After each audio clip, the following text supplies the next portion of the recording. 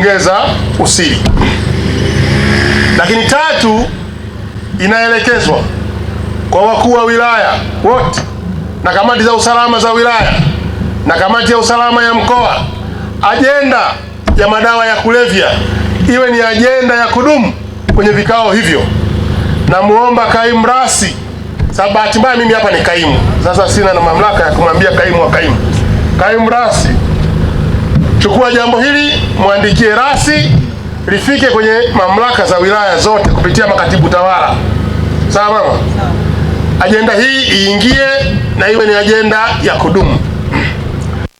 Hiyo haitoshi, kamishna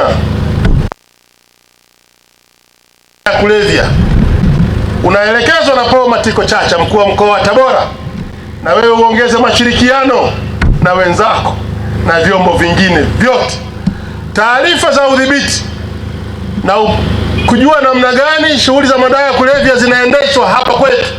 Hauzipati kwa vyombo peke yake, unavipata na kwenye taasisi zingine.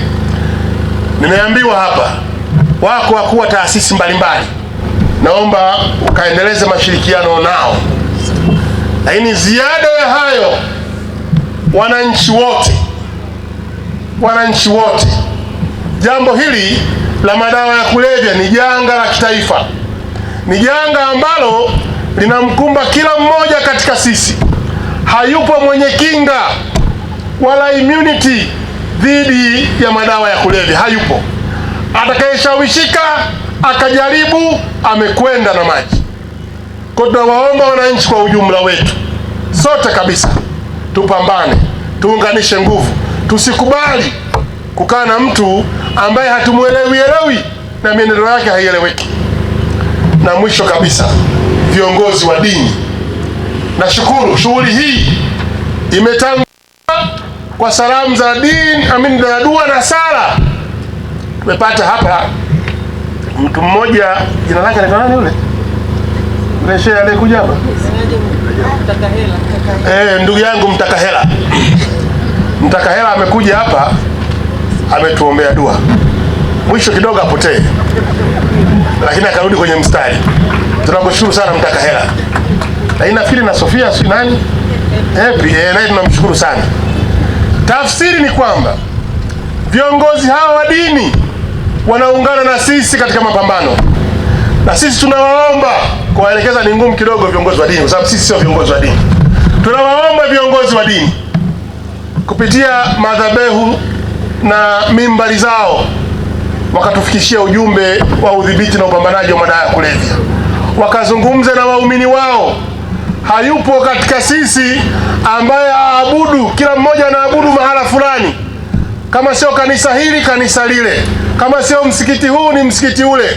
Sidhani kama leo tunao wale ndugu zangu wakina Kingunga Ngombani Mwiru, shikamo bado wapo. Watu wa Rufiji bado mpo? Wazee wako wanaabudu bado wapo? Huyu kijana ananipa matatizo mimi. Wapo wazee wale wanaabudu mambo mengine? Wapo, sawa. Mchungaji MC Baraka utanisaidia.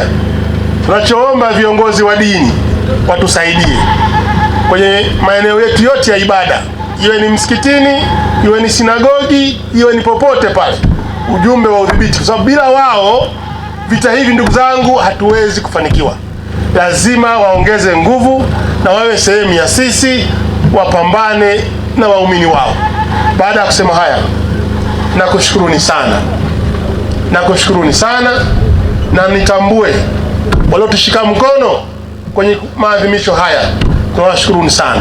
Wenzetu wanahabari, na washukuruni sana kwa kuwa sehemu ya upambanaji, na mimi nipongeze, tunawaona kwenye kila vita ambavyo mkoa unapambana nasi. Nakushukuruni sana watu wa habari, mmekuwa pamoja na sisi, mnatuunga mkono, na yale ambayo tunayakusudia yafike kwa watu yanafika kupitia nyinyi. Mwenyezi Mungu awabariki sana. Baada ya kusema haya, asanteni sana. Mwenyezi Mungu awabariki sana. Maadhimisho